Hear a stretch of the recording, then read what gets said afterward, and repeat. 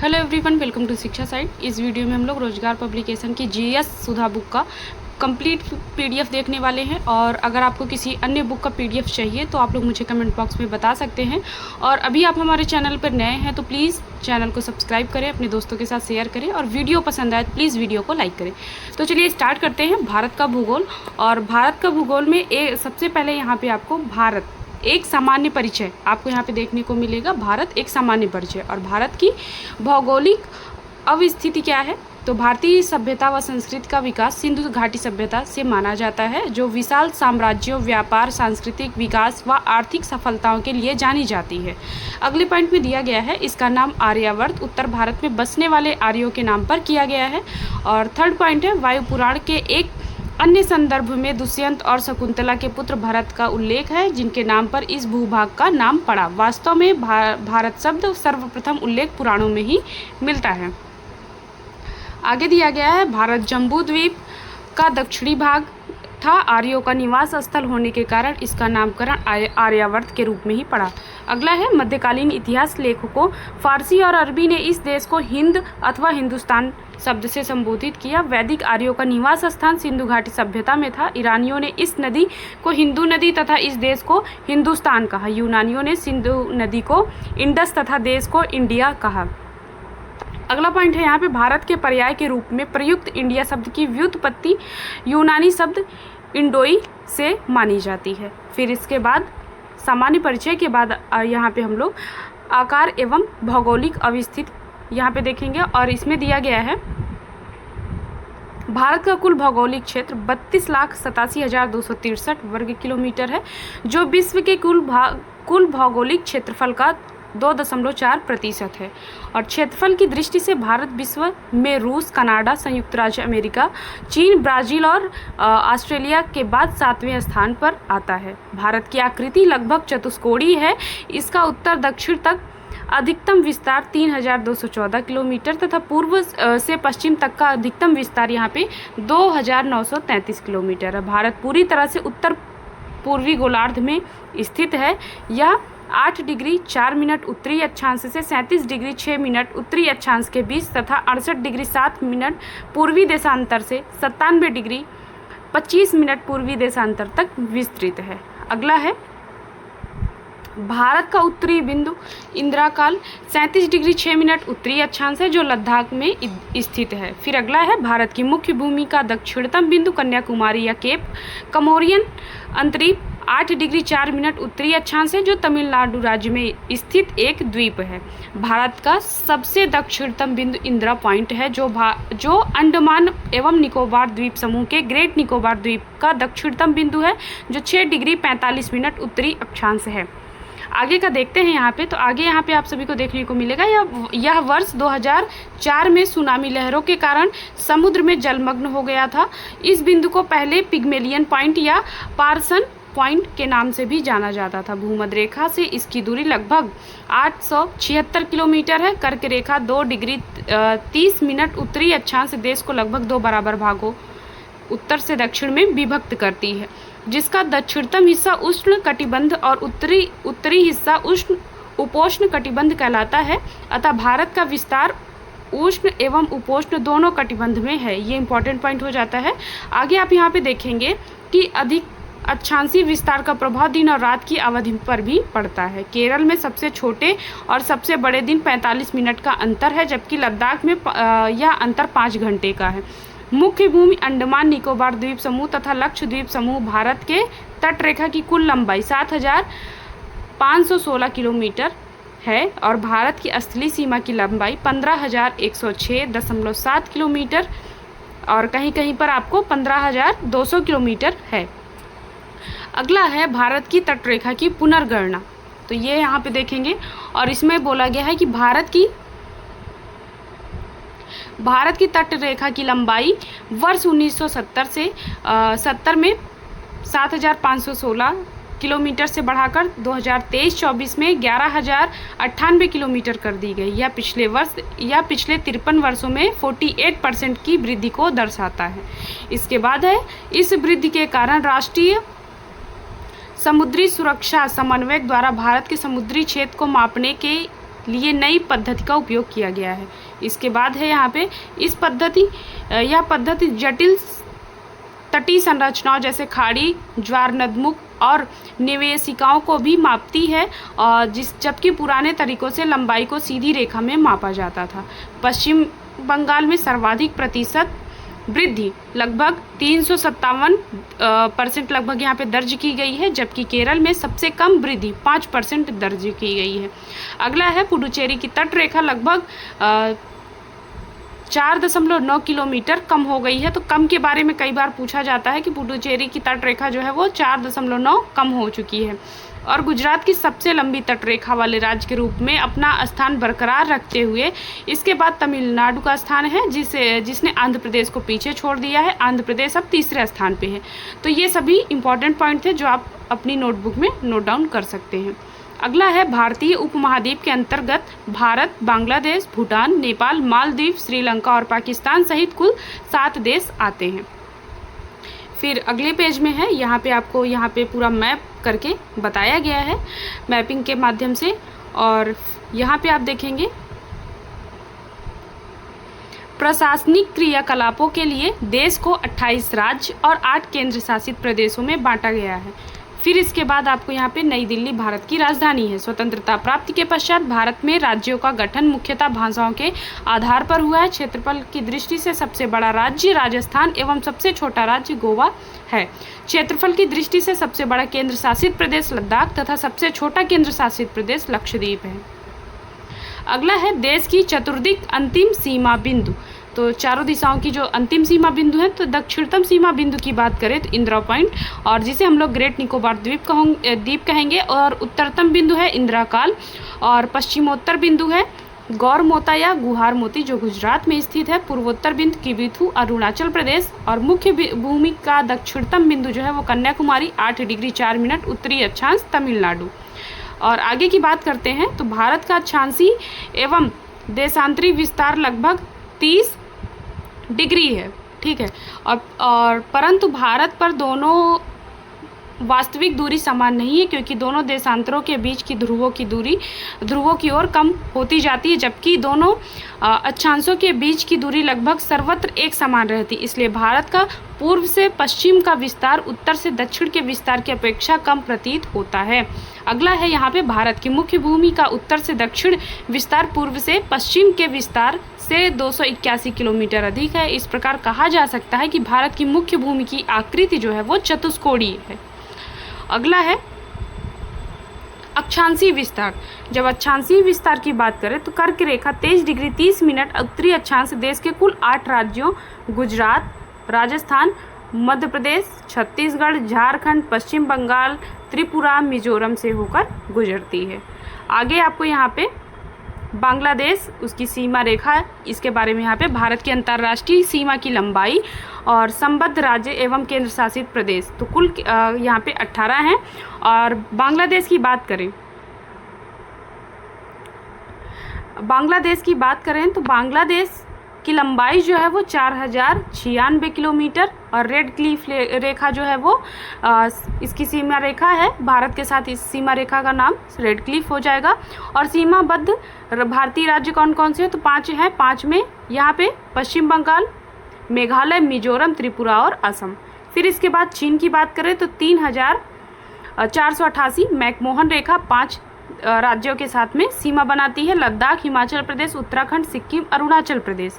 अगला है पाकिस्तान, 3323 किलोमीटर है, और रेड क्लिफ रेखा जो सीमा रेखा है इसकी भारत के साथ।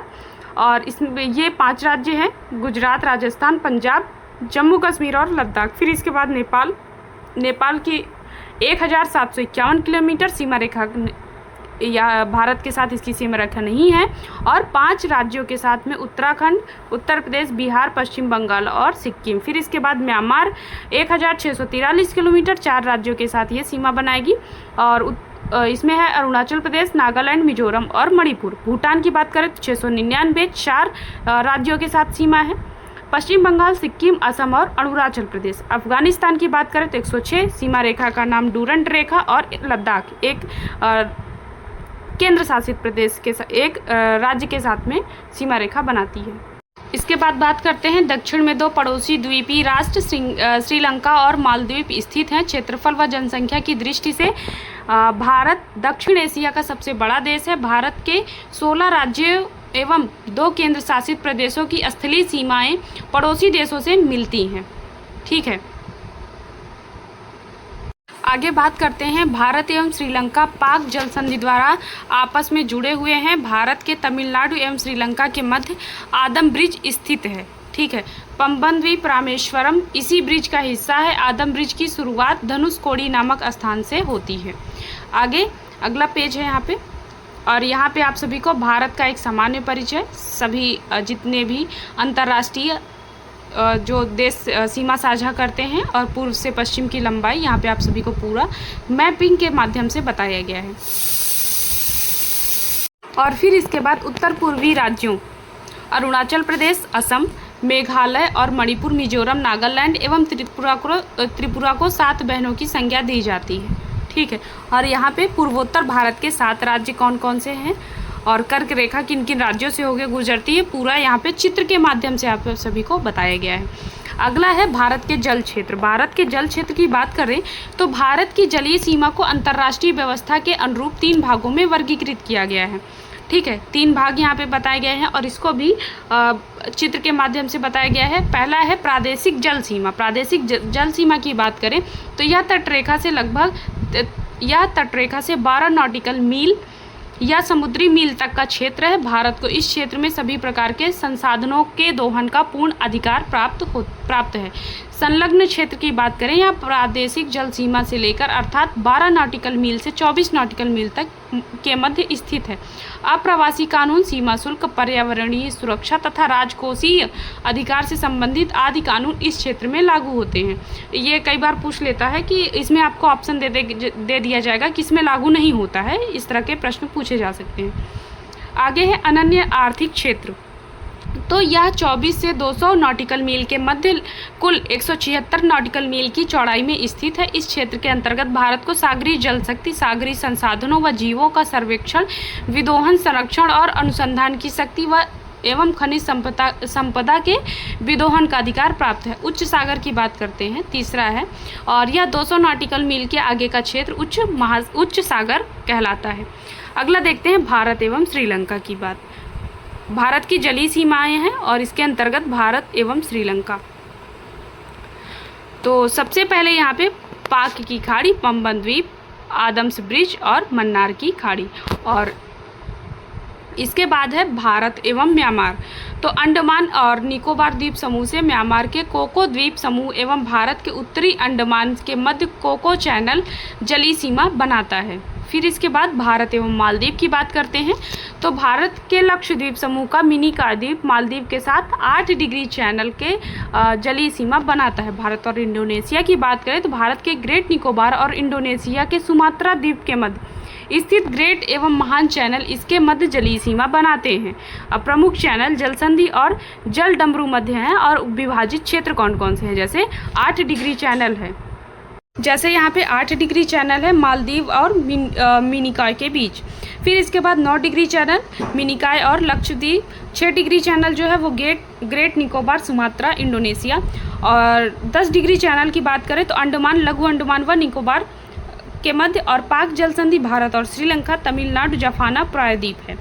फिर इसके बाद कोको जल संधि अंडमान और कोको द्वीप म्यांमार के बीच में ये बनाता है। अगला है यहाँ पे भारत से संबंधित अन्य प्रमुख तथ्य, ये इम्पॉर्टेंट हैं, तो आप लोग अपने नोटबुक में इसे नोट डाउन कर सकते हैं। प्रादेशिक जल सीमा 12 समुद्री मील तक है।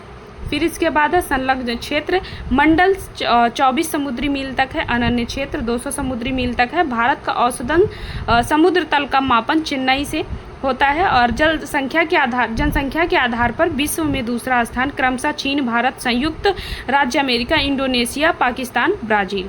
भारत के आधार पर विश्व में 7वां क्रमशः रूस, कनाडा, संयुक्त राज्य अमेरिका, चीन, ब्राज़ील और ऑस्ट्रेलिया। विश्व में कुल क्षेत्रफल का 2.4%, पड़ोसी देश की संख्या 7 है। विश्व की जनसंख्या का प्रतिशत लगभग 17.5 है। पूर्वी और पश्चिमी छोर के बीच समय अंतराल जो है वो लगभग 2 घंटे का है। और भारत का सबसे बड़ा जिला भौगोलिक दृष्टि से कक्ष है। समय रेखा IST पर स्थित 5 राज्य उत्तर प्रदेश, मध्य प्रदेश, छत्तीसगढ़, उड़ीसा, आंध्र प्रदेश है। अब इसके बाद भारत की भूगर्भीय संरचना की बात करते हैं, तो इसमें सबसे पहला आपका पॉइंट यहाँ पे हो जाएगा, किसी भी देश की भूगर्भीय संरचना के अध्ययन के द्वारा उस देश के विभिन्न भागों में मिलने वाली चट्टानों की प्रकृति एवं उसके स्वरूप की जानकारी प्राप्त होती है। अगला है भारतीय भूगर्भीय संरचना का विकास पैंजिया के अंगारा लैंड तथा गोंडवाना लैंड के विभाजन से आरंभ होता है। यहाँ प्री कैम्ब्रियन आर्कियन संरचना से लेकर धारवाड़, कुडप्पा, टर्शियरी युगीन विभिन्न भूस्थलाकृतियों का विकास हुआ। विंध्य तथा यहाँ की प्री कैम्ब्रियन युगीन स्थलाकृतियों में जहाँ अरावली पर्वत, छोटा नागपुर पठारी क्षेत्र, विंध्य श्रेणी आदि प्रमुख हैं। वहीं टर्शियरी युगीन हिमालय पर्वत का विकास भारत के उत्तरी सीमांत के क्षेत्र में विभिन्न उप कालखंडों में हुआ है। आगे यहाँ पे चित्र के माध्यम से आप सभी को बताया गया है और यहाँ पे आप देखेंगे कि पैंजिया का विभाजन तथा विभिन्न स्थल खंडों का निर्माण। सबसे पहले अंगारा लैंड या लॉरेंसिया यूरोप, एशिया, उत्तरी अमेरिका और ग्रीनलैंड, और गोंडवाना लैंड के जो भाग हैं वो प्रायद्वीप भारत, अफ्रीका, ऑस्ट्रेलिया, दक्षिणी अमेरिका। फिर इसके बाद चट्टान की बात करें तो पृथ्वी की सतह के कठोर भाग को चट्टान कहते हैं। उत्पत्ति के आधार पर चट्टानें 3 प्रकार की होती हैं और भारतीय चट्टानों का वर्गीकरण यहाँ पे दिया गया है। सबसे पहले चट्टानों के बारे में आपको बता दें, आग्नेय चट्टान। आग्नेय चट्टान की बात करें तो यह मैग्मा व लावा के जमने से बनती है, जैसे ग्रेनाइट, बेसाल्ट, डायोराइट, ग्रेबो आदि। आग्नेय चट्टान जीवाश्म रहित होती है। आर्थिक रूप से यह बहुत ही संपन्न चट्टान है। इसमें लोहा, निकिल, तांबा, सीसा, जस्ता, क्रोमाइट, मैग्नीशियम, सोना, प्लेटिनम तथा चुंबकीय लोहा पाए जाते हैं। बेसाल्ट में लोहे की मात्रा सर्वाधिक होती है। इस चट्टान से काली मिट्टी का निर्माण होता है। अब अवसादी चट्टान की बात करें तो अवसादी चट्टान प्रकृति के कारकों द्वारा निर्मित छोटी छोटी चट्टानें किसी स्थान पर जमा हो जाती हैं। बाद में दबाव या रासायनिक प्रतिक्रिया या अन्य कारणों के द्वारा ठोस परत में निर्मित हो जाती हैं। फिर इसके बाद है इन्हें ही अवसादी चट्टान कहते हैं, जैसे बलुआ पत्थर, चूना पत्थर, स्लेट, नमक की चट्टान आदि। अवसादी चट्टानें परतदार होती हैं। इनमें जीव जंतु व वनस्पति के जीवाश्म पाए जाते हैं। इन चट्टानों में लौह अयस्क, फास्फेट, कोयला एवं सीमेंट बनाने की चट्टान पाई जाती है। खनिज तेल अवसादी चट्टानों में पाया जाता है और दामोदर महानदी व गोदावरी नदी बेसिनों की अवसादी चट्टानों में कोयला पाया जाता है। अगला यहाँ पे है कायांतरित या रूपांतरित चट्टानें। तीसरी जो चट्टान है तो इसमें पॉइंट दिया गया है ताप या दाब व रासायनिक क्रियाओं के कारण अवसादी व आग्नेय चट्टानों से कायांतरित चट्टानों का निर्माण होता है, जैसे स्लेट, संगमरमर, सिस्ट आदि। और स्लेट निम्न श्रेणी की रूपांतरित चट्टान है। फिर इसमें आप यहाँ पे देख सकते हैं कि चट्टान के बारे में बताया गया है। तो भारतीय चट्टानों का वर्गीकरण, इसको जो है 4 भागों में बांटा गया है। पहला है आद्य महाकल्प अथवा आर्कियन चट्टानें, पुराण महाकल्प की चट्टानें, द्रविड़ियन महाकल्प की चट्टानें और आर्य महाकल्प की चट्टानें। तो सबसे पहले आद्य महाकल्प की जो चट्टान है वो आर्कियन और फिर उसके बाद धारवाड़। इसके बाद पहला इसमें है कुडप्पा। सेकेंड अगर पुराण महाकल्प की बात करें तो कुडप्पा क्रम हो जाएगा और दूसरा नंबर पर हो जाएगा विंध्य क्रम। कुडप्पा क्रम में 2 इसके चट्टानें हो जाएंगी, निचली कुडप्पा और ऊपरी कुडप्पा। फिर इसके बाद विंध्य क्रम की चट्टानों की बात करें तो निम्न विंध्य समूह और ऊपरी विंध्य समूह। निम्न विंध्य समूह को भी यहाँ पे विंध्य क्रम की चट्टान, उसके बाद दिल्ली क्रम की चट्टान और हिमाचल क्रम की चट्टान, ठीक है। फिर इसके बाद द्रविड़ियन महाकल्प की चट्टान की बात करें तो कैम्ब्रियन, ऑर्डोविशियन और सिल्यूरियन और डिवोनियन। फिर उसके बाद कार्बोनिफेरस, ठीक है। फिर इसके बाद आर्य महाकल्प की बात करें, आर्य महाकल्प की चट्टानें की बात करें तो गोंडवाना समूह और दक्कन, यहाँ पे गोंडवाना समूह को 3 भागों में, निचली गोंडवाना, मध्य गोंडवाना और उत्तरी गोंडवाना। फिर इसके बाद यहाँ पे आप आर्य महाकल्प को देख सकते हैं, तृतीय जीवकल्प और चतुर्थ जीवकल्प। और फिर यहाँ पे आगे पूरा एक्सप्लेन किया गया है आर्कियन क्रम की चट्टानें। आर्कियन क्रम की चट्टानों का निर्माण सर्वप्रथम गर्म गलित पदार्थों के शीतलीकरण, लावा मैग्मा के रूपांतरण के द्वारा आर्कियन संरचना का विकास हुआ जो ग्रेनाइट और नीस चट्टान से निर्मित प्राचीनतम संरचना है। और ये प्राचीनतम चट्टानें हैं, अर्थात ये मूलभूत चट्टानें हैं। विशेषताएं हैं एजोइक, क्रिस्टलीय, पत्तेदार, अत्यंत विकृत और दोषपूर्ण, और प्रायः प्लूटोनिक घुसपैठ ज्वालामुखी चट्टानें जो अंदर गहराई में पाई जाती हैं के रूप में निर्मित होती हैं।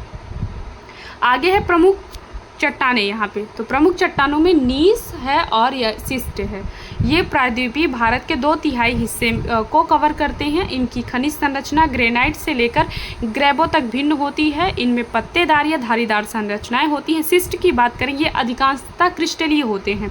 और जगह है हिमालय प्रायद्वीपीय के मध्य और दक्षिणी भाग, उड़ीसा, मेघालय, मध्य प्रदेश और छत्तीसगढ़ और झारखंड का छोटा नागपुर पठार, बुंदेलखंड। फिर इसके बाद महत्व है इसके, इन चट्टानों में अभ्रक, तालक, हॉर्नब्लेड, क्लोराइड तथा खनिज संसाधन शामिल हैं।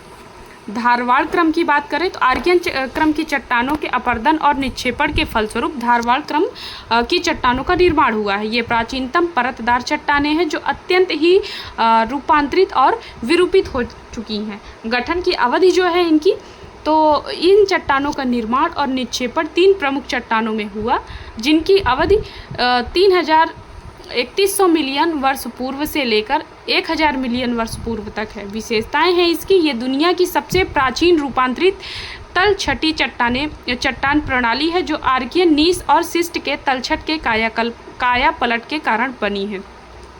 और प्रमुख चट्टानों की बात करें तो हॉर्नब्लीड, शिस्ट, क्वार्टजाइट्स, फिलाइट्स और स्लेट्स, क्रिस्टलीय चूना पत्थर और डोलोमाइट्स। फिर जगह है कर्नाटक का धारवाड़, बेल्लारी, मैसूर क्षेत्र और झारखंड, मध्य प्रदेश, छत्तीसगढ़, उड़ीसा आदि और हिमालयी क्षेत्र, ये 3 इसकी जगह हैं।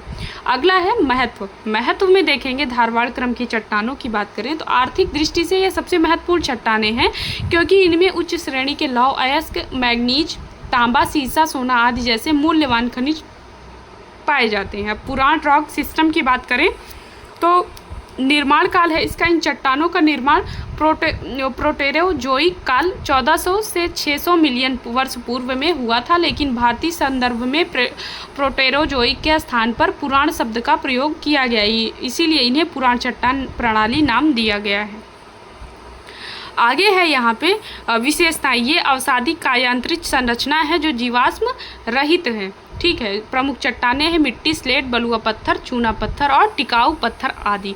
इसके स्थान जो है यहाँ पे कुडप्पा प्रणाली आंध्र प्रदेश के कुडप्पा और कुरनूल जिले में पाई जाती है। छत्तीसगढ़ से दक्षिणी भाग में और अरावली पर्वतमाला की मुख्य धुरी के साथ में भी पाए जाते हैं। और विंध्य चट्टान प्रणाली बिहार में सासाराम और रोहतास से लेकर राजस्थान के चित्तौड़गढ़ जिले तक फैले हुए क्षेत्र में पाई जाती है। महत्व है इसका, कुडप्पा शैल प्रणाली में लोहा, मैग्नीज, तांबा, कोबाल्ट, निकिल आदि के प्रचुर भंडार है। विंध्य शैल प्रणाली में चूना पत्थर, सजावटी पत्थर और शुद्ध कांच वाली के भंडार हैं। पुराण चट्टान प्रणाली को 2 भागों में बांटा गया, कुडप्पा प्रणाली और विंध्य प्रणाली। अगला है यहाँ पे कुडप्पा क्रम की चट्टानें। तो धारवाड़ क्रम की चट्टानों के अपरदन और निक्षेपण के फलस्वरूप कुडप्पा क्रम की चट्टानों का निर्माण हुआ है। इन चट्टानों को कुडप्पा क्रम की चट्टानें इसलिए कहा जाता है क्योंकि ये आंध्र प्रदेश के कुडप्पा जिले में देखी जाती हैं। और आंध्र प्रदेश के कुडप्पा जिले में सोने के प्रमाण मिले हैं। पूर्वी घाट पर्वत का निर्माण इसी क्रम की चट्टानों से हुआ है। इन्हें सिक्लिनल बेसिन में जमा किया गया था। इन चट्टानों में भी जीवाश्म का अभाव है। इस श्रेणी में की कुछ चट्टानें हैं जैसे मिट्टी, स्लेट, बलुआ पत्थर और सूचना पत्थर। इन चट्टानों में लोहा, मैग्नीज, तांबा, कोबाल्ट, निकल आदि अयस्क पाए जाते हैं। अब आगे विंध्य क्रम की चट्टान की बात करें तो इसका नामकरण बिंदु पर्वत से हुआ है। ये प्राचीन अवसादी चट्टानें हैं जो आर्कियन आधार पर आरोपित हैं तथा इनकी मोटाई लगभग 4000 मीटर है। यह अधिकांशतः जीवाश्म रहित हैं तथा इसमें कोई भी पहचान योग्य जीवाश्म नहीं है। ये छत्तीसगढ़, कर्नाटक, आंध्र प्रदेश में आदि में पाए जाते हैं। विंध्य क्षेत्र में हीरा युक्त क्षेत्र है जहां से पन्ना और गोलकुंडा के हीरे निकाले गए हैं। निर्माण अवधि है इसकी 600 से 300 मिलियन वर्ष। इनकी विशेषताएं हैं कि द्रविड़ काल में कोयले के निर्माण की शुरुआत हुई, खासतौर पर उच्च गुणवत्ता वाले कार्बोनिफेरस कोयले की। हालांकि भारत में इन कोयले के प्रचुर भंडार नहीं पाए जाते हैं। इनमें जीवाश्म प्रचुर मात्रा में पाए जाते हैं और कोयले की शुरुआत इसी काल में देखी जा सकती है। प्रमुख चट्टानें हैं सेल्स, बलुआ पत्थर, मिट्टी, क्वार्टजाइट, स्लेट, लवण आदि। स्थान है ये प्रायद्वीपीय क्षेत्र में के बाहर पाए जाते हैं और प्रायद्वीपीय क्षेत्र में बहुत कम पाए जाते हैं। अगला है महत्व। इसकी बात करें तो इनमें खनिज संसाधन जैसे सेल, बलुआ पत्थर, मिट्टी, क्वार्टजाइट्स, लवण, टॉक, डोलोमाइट, संगमरमर, कोयला आदि शामिल है। आगे यहाँ पे बात करते हैं तो पैलियोजोइक की बात करें तो गोंडवाना क्रम की चट्टान में गोंडवाना क्रम की चट्टानों का निर्माण ऊपरी कार्बोनिफेरस से जुरैसिक युग के मध्य हुआ है। इन चट्टानों के में जीवों के अवशेष प्राप्त होते हैं। इनका विस्तार दामोदर घाटी, महानदी घाटी, राजमहल, सतपुड़ा, महादेव पहाड़ी, गोदाव प्रदेशों में तथा कश्मीर, दार्जिलिंग, सिक्किम तथा असम में पाया जाता है। अगला यहाँ पे पॉइंट है, इन चट्टानों का निर्माण घाटियों में नदियों द्वारा एकत्र होने वाले पदार्थों से हुआ था और भारत का 98% कोयला इन्हीं चट्टानों से प्राप्त होता है। इसके अतिरिक्त इनमें बलुआ पत्थर, चीका मिट्टी और लिग्नाइट भी मिलता है। मेसोजोइक की बात करें तो दक्कन ट्रैप। मेसोजोइक कल्प के क्रिटेशियस युग में शांत दरारी प्रकार की ज्वालामुखी प्रक्रिया के दौरान बेसाल्ट चट्टान से निर्मित संरचना के रूप में दक्कन ट्रैप क्षेत्र का निर्माण हुआ है। इसे ट्रैप कहने का कारण ये है कि लावा के प्रवाह के फलस्वरूप सीढ़ीनुमा स्थलाकृति का विकास हुआ है और भारत में इस संरचना का विकास मुख्यतः महाराष्ट्र, मालवा क्षेत्र में हुआ है और इसके अतिरिक्त इस संरचना का विकास गुजरात के काठियावाड़ प्रायद्वीपीय, कर्नाटक में बंगलुरु, मैसूर पठार और तमिलनाडु के कोयम्बटूर, मुदैरै, कोयम्बटूर और मदुरई पठार, आंध्र प्रदेश एवं तेलंगाना के पठार और छोटा नागपुर के राजमहल पर्वतीय क्षेत्र में भी मिलता है। अगला है यहाँ पर बेसाल्ट चट्टानों के अपरदन और अपक्षयन से काली मृदा और रेंगूर का सर्वाधिक विकास हुआ। अगला पॉइंट है, दक्कन ट्रैप भारत के खनिज संसाधनों से संपन्न क्षेत्रों में से एक है। और सेनोजोइक की बात करें तो सेनोजोइक का अर्थ है कि नवीन जीवन। इस काल के दो उपकाल हैं, सेनोजोइक तृतीयक और चतुर्थ। और इसमें जो चतुर्थ है इसका यहाँ पे आप देख सकते हैं कि इसके दो पार्ट हैं, प्लीस्टोसीन और हिमयुग के बाद हिमालय पर्वत की उत्पत्ति और हिमयुग के बाद में है भारत के उत्तरी मैदान और तटीय मैदान का निर्माण। यहाँ पे आप देखेंगे तो सेनोजोइक महाकल्प के टर्शियरी युग में भारतीय और यूरेशियन प्लेट की टक्कर से उत्पन्न संपीड़न बल के द्वारा वलन की प्रक्रिया से हिमालय पर्वत का निर्माण हुआ है। इस प्रक्रिया में सबसे पहले प्लायोसीन और इयोसीन काल के मध्य में टेथिस सागर का संकुचन हुआ, जिसके अंततः ITS इंडस। इस प्रक्रिया में सबसे पहले प्लायोसीन और इयोसीन काल के मध्य में टेथिस सागर का संकुचन हुआ, जिससे अंततः ITS Z zone, Indus, Tsangpo, suture zone का निर्माण हुआ। आगे है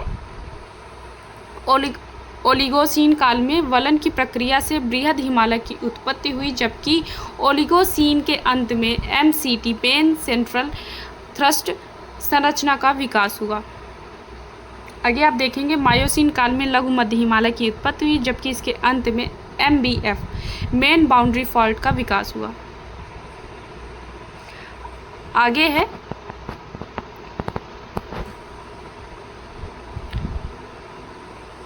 आप यहाँ पे देखेंगे प्लायोसीन के समय शिवालिक हिमालय की उत्पत्ति हुई जो हिमालय की नवीनतम पर्वत श्रृंखलाओं में से एक है और प्लायोसीन के अंत तक HFF हिमालयन फ्रंटल फ्लैट संरचना का विकास हुआ। यह एक ऐसी संरचना है जहां से भारतीय प्लेट का यूरेशियन प्लेट के नीचे छेपड़ हो रहा है। यहाँ पे आप देख सकते हैं। फिर महत्वपूर्ण तथ्य है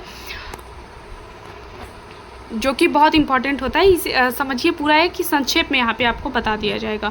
भारत में पेट्रोलियम पदार्थ पाए जाते हैं टर्शियरी क्रम की अवसादी चट्टानों में और गोंडवाना क्रम की चट्टानें प्रसिद्ध हैं कोयले के लिए, धारवाड़ क्रम की चट्टानें प्रसिद्ध हैं धात्विक खनिजों के लिए और दक्कन ट्रैप का निर्माण हुआ क्रिटेशियस काल में। पृथ्वी का सबसे व्यापक हिमयुग प्लीस्टोसीन काल में गुंज, मिडेल, रिसवुर्म और अंगारालैंड और गोंडवाना के मध्य अवस्थित सन्नति टेथिस सागर, विंध्यक्रम की चट्टानों का निर्माण जल निक्षेपों के द्वारा, और करेवा सरोवरी निक्षेप है जिसमें बादाम, अखरोट तथा जाफरान की खेती की जाती है। छोटा नागपुर पठार को भारत का रूर प्रदेश भी कहा जाता है। अब भारत का भौतिक स्वरूप क्या है देखते हैं। भारत विभिन्न स्थलाकृतियों वाला एक विशाल देश है जहाँ विभिन्न प्रकार की भू आकृतियाँ पाई जाती हैं, जैसे पर्वत, मैदान, मरुस्थल, पठार तथा द्वीप समूह।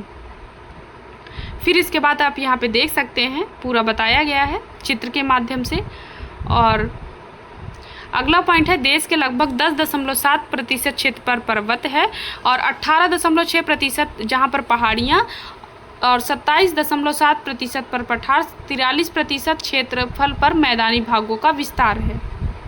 अगला पॉइंट है यहाँ पे, भारत की भू आकृति की उप इकाइयाँ कौन कौन सी। हिमालय पर्वत है तो इसके 3 उप इकाइयाँ हैं, पश्चिमी हिमालय, पूर्वी हिमालय और उत्तर पूर्वी हिमालय। विशाल मैदान की बात करें तो उत्तरी मैदान, पूर्वी मैदान, असम का मैदान और थार मरुस्थल। और मध्यवर्ती उच्च भूमि जो तीसरा पॉइंट है, इसके अंतर्गत उत्तर मध्य पूर्वी मध्यवर्ती उच्च भूमि, दक्षिण मध्यवर्ती उच्च भूमि। और फोर्थ पॉइंट की बात करें चौथे भाग का, तो प्रायद्वीपीय पठार है। इसमें उत्तरी दक्कन, दक्षिणी दक्कन, पूर्वी पठार, पश्चिमी घाटियाँ, पश्चिमी पहाड़ियाँ और पूर्वी पहाड़ियाँ। अगला है तटीय मैदान। तटीय मैदान के 2 भाग हो जाएंगे, पश्चिमी तटीय मैदान और पूर्वी तटीय मैदान। और अगला है छठवां द्वीप समूह। द्वीप समूह को 2 भाग हो जाएंगे, लक्षद्वीप और अंडमान एवं निकोबार द्वीप। अगला है उत्तरी पर्वत श्रृंखला। उत्तरी पर्वत श्रृंखला की बात करें तो यह पर्वतीय भाग महान हिमालय पर्वत श्रृंखला के एक भाग का निर्माण करता है। भारत की उत्तरी सीमा पर विस्तृत हिमालय पर्वत भूगर्भिक रूप से युवा एवं बनावट के दृष्टिकोण से वलित तथा विश्व की नवीनतम मोड़दार पर्वत श्रृंखला है। हिमालय की उत्पत्ति भारतीय प्लेट और यूरेशियन प्लेट के टकराव से हुई है। इसके निर्माण के संबंध में कोबर का भूसन्निध सिद्धांत एवं अमेरिकी भूवैज्ञानिक हैरी हेस का प्लेट विवर्तनिकी सिद्धांत सर्वाधिक मान्य है। कोबर ने सन्नतियों को पर्वतों का पालना कहा है और कोबर के भूसन्नति सिद्धांत के अनुसार आज से 7 करोड़ वर्ष पूर्व हिमालय के भूसन्नति थी जो उत्तर के अंगारालैंड भूभाग के दक्षिण गोंडवाना लैंड से पृथक करती थी। इन दोनों के अवसाद टेथिस भूसन्नति में जमा होते रहे और इन अवसादों का क्रमशः अवतलन होता रहा। इसके परिणाम स्वरूप दोनों संलग्न अग्रभूमियों में दबाव जनित संचलन उत्पन्न हुआ, जिनसे क्यून, लुन एवं हिमालय काराकोरम श्रेणियों का निर्माण हुआ। टेथिस सागर को हिमालय का भूगर्भ, भूगृह एवं जन्मस्थल भी कहा जाता है। अब हामनदी हिमनद की बात करें तो पृथ्वी की सतह पर विशाल आकार की गतिशील बर्फ की राशि को हिमानी या हिमनद कहते हैं। और हिमालय के प्रमुख हिमनद कौन से हैं तो यहाँ पे आप देख सकते हैं, सियाचिन काराकोरम, लंबाई है इसकी 76 किलोमीटर के लगभग, और बाल्टोरो काराकोरम में है, लगभग इसकी लंबाई जो है वो 58 किलोमीटर के लगभग है। और यहाँ पे हिस्पार की बात करें तो हिस्पार जो हो जाएगा इसकी लंबाई, ये काराकोरम में है और इसकी 61 किलोमीटर के लगभग लंबाई होगी। बियाफो काराकोरम श्रेणी में और इसकी 59 किलोमीटर। फिर इसके बाद बातुरा काराकोरम श्रेणी और इसके बाद इसकी लंबाई है 58 किलोमीटर। चोंगोलुंगमा ये है काराकोरम 50 किलोमीटर के लगभग, और खुरदोला Karakoram 41, Kunyang Karakoram 24 kilometre, Rimo Kashmir 40 kilometre, Gangotri Kumaon 26 kilometre. फिर इसके बाद बात करते हैं तो Kedarnath Uttarakhand 14 kilometre, Zemu Sikkim Nepal 25 kilometre, Milam Kumaon 19 kilometre, Kanchenjunga Nepal Sikkim 16 kilometre. और हिमालय के प्रमुख हिमनद कौन कौन से हैं यहाँ पे आप देख सकते हैं, पूरा चित्र के माध्यम से बताया गया है। ठीक है, बेसिन कौन कौन सी यहाँ पे पूरा आपको दिख जाएगा। और चौराबाड़ी ग्लेशियर उत्तर भारत के रुद्रप्रयाग जिले में केदारनाथ मंदिर से 4 किलोमीटर उत्तर में स्थित है। इस ग्लेशियर के पिघलने से गांधी सरोवर झील का निर्माण हुआ है। अगला है उत्तर से दक्षिण की ओर फैले उत्तरी पर्वतीय प्रदेश को निम्नलिखित भागों में बांटा जा सकता है। ट्रांस हिमालय, बृहद हिमालय या आंतरिक हिमालय, लघु हिमालय या मध्य हिमालय, शिवालिक या बाह्य हिमालय और उत्तर पूर्वी हिमालय। उत्तर दक्षिण के अतिरिक्त हिमालय का नदी घाटियों की सीमाओं के आधार पर प्रादेशिक विभाजन किया जाता है। प्रादेशिक विभाजन की संकल्पना जो है वो सिडनी या बुर्राड ने दी थी। हिमालय का वर्गीकरण है, यहाँ पे आप देख सकते हैं।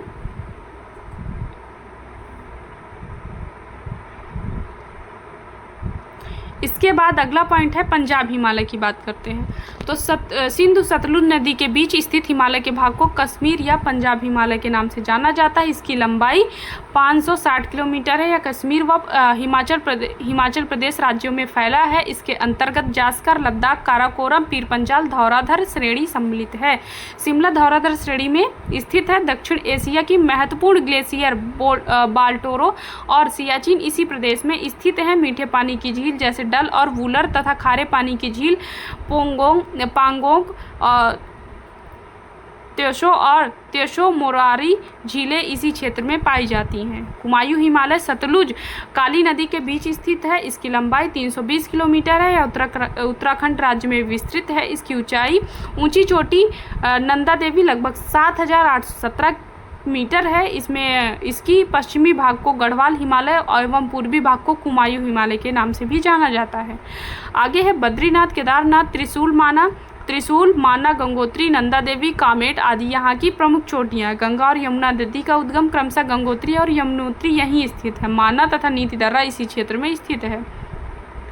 अगला है नेपाल हिमालय। नेपाल हिमालय की बात करें तो काली और तीस्ता नदी के बीच में स्थित है। इसकी लंबाई 800 किलोमीटर है। इसी श्रेणी को सिक्किम हिमालय, पश्चिम बंगाल में दार्जिलिंग और हिमालय तथा भूटान में भूटान हिमालय कहते हैं। भारत की सबसे ऊंची चोटियाँ अन्नपूर्णा, धौलागिरी और गोसाईनाथ, कंचनजंगा 8,558 मीटर, मकालू 8,481 मीटर और एवरेस्ट 8,848 मीटर स्थित है।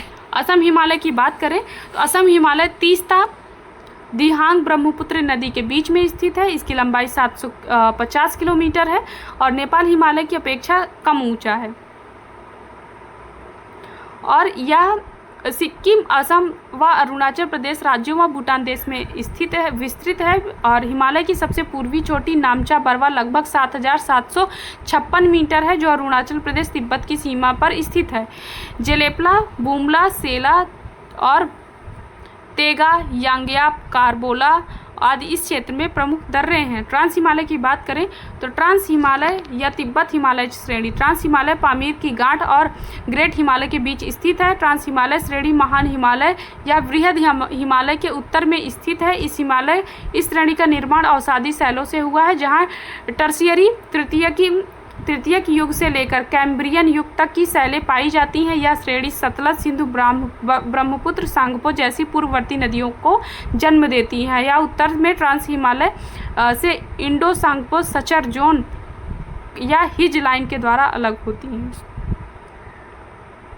इसके अलावा काराकोरम, लद्दाख, जास्कर और कैलाश पर्वत श्रेणियां शामिल है। काराकोरम पर्वत श्रेणियों को एशिया की रीढ़ कहा जाता है। इस श्रेणी पर्वत में भारत की सबसे ऊंची पर्वत चोटी केटू या गाडविन ऑस्टिन 8,611 मीटर स्थित है। गाडविन ऑस्टिन पर्वत को गौरी नंदा पर्वत के नाम से भी जाना जाता है।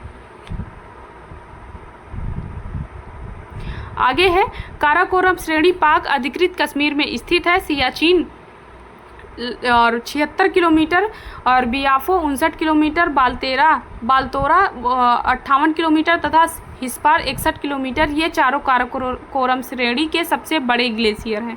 और विश्व की सर्वाधिक तीव्र ढाल व चोटी राकापोसी है जो लद्दाख श्रेणी में स्थित है। काराकोरम श्रेणी पश्चिम में पामीर की गांठ से मिल जाती है जबकि दक्षिण पूर्व की ओर यह कैलाश श्रेणी के रूप में विस्तृत है। आगे है यहाँ पे इस श्रेणी के दक्षिण में लद्दाख श्रेणी सिंधु नदी तथा इसकी सहायक श्योक नदी के मध्य विभाजक का कार्य करती है। यहाँ पे पूरा आपको बताया गया है सभी रेंज के बारे में। अगला है बृहद मुख्य हिमाद्री महान हिमालय। यह हिमालय की सर्वाधिक सतत एवं ऊंची श्रृंखलाएं हैं। ये सदा बर्फ से ढके रहने के कारण इसे बर्फीला हिमालय या हिमाद्री के नाम से भी जाना जाता है।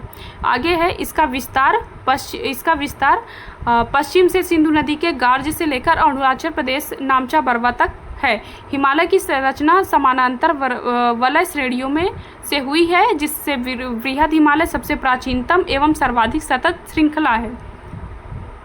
आगे है बृहद हिमालय लघु हिमालय से MCT मेन सेंट्रल थ्रस्ट द्वारा अलग होता है। इसकी औसत ऊंचाई लगभग 100 मीटर है।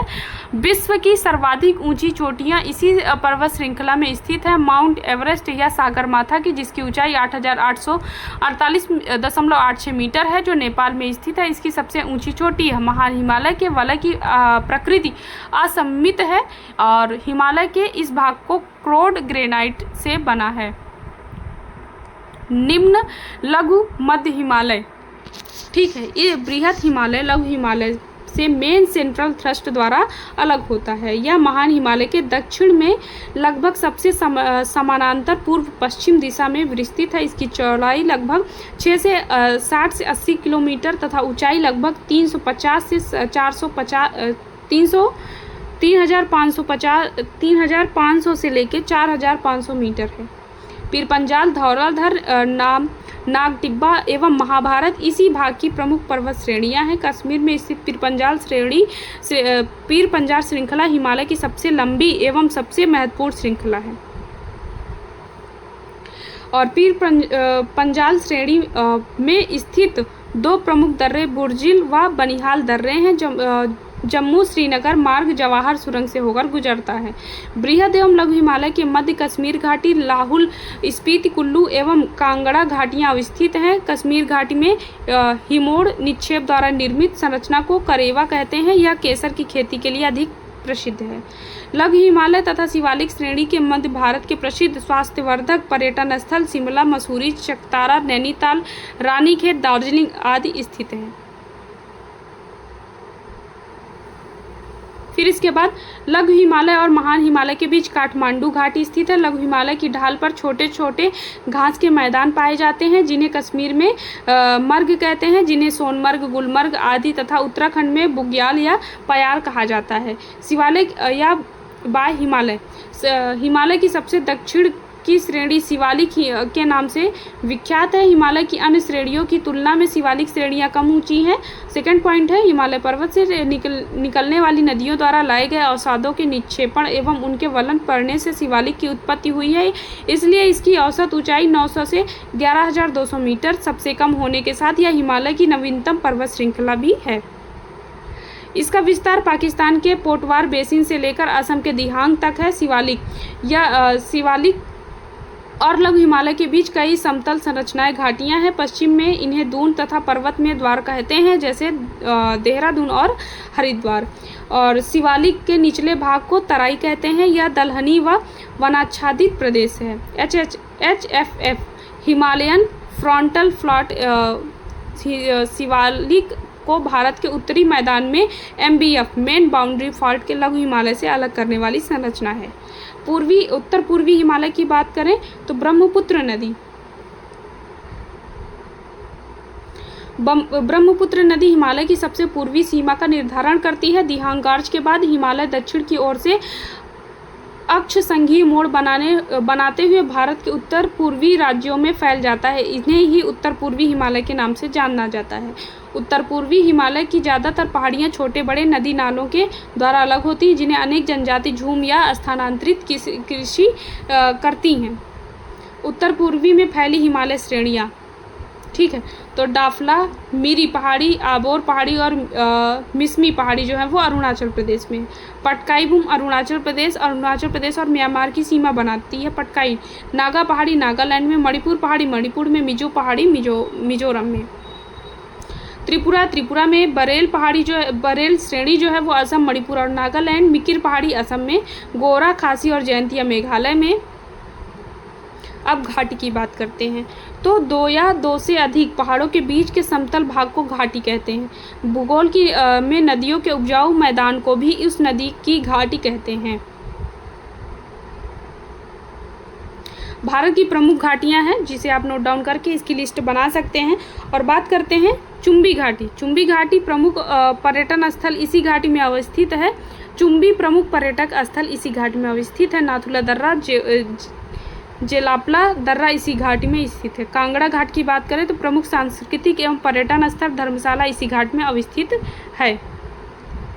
इसके बाद बात करते हैं मालना घाटी। मालना घाट की बात करें, यह हिमाचल प्रदेश में छोटा यूनान के रूप में प्रसिद्ध है। स्पीति घाटी बौद्धों का प्रसिद्ध ताबो मठ इसी घाटी में अवस्थित है। पांगी घाटी पुंगवाल और भोटिया जनजाति का आवास क्षेत्र। कुल्लू या धौलाधर और पीर पंजाब श्रेणियों के मध्य अवस्थित है, जिसमें देवता की घाटी भी कहा जाता है।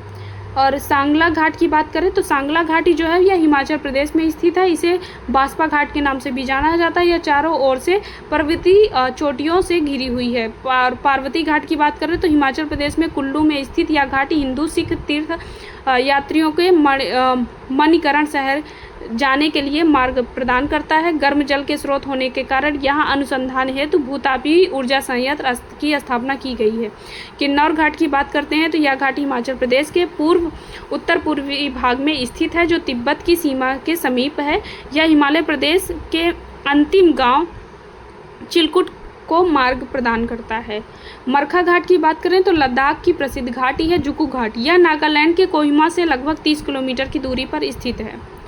और थुयांग घाट की बात करें तो थुयांग घाटी या सिक्किम राज्य में गंगटोक से लगभग 149 किलोमीटर की दूरी पर स्थित है। इस घाटी को हॉट स्प्रिंग के नाम से भी जाना जाता है। शांति घाट की बात करें, यह केरल राज्य के पलक्कड़ पालघाट जिले में स्थित पश्चिमी घाट की नीलगिरी पहाड़ियों पर स्थित है।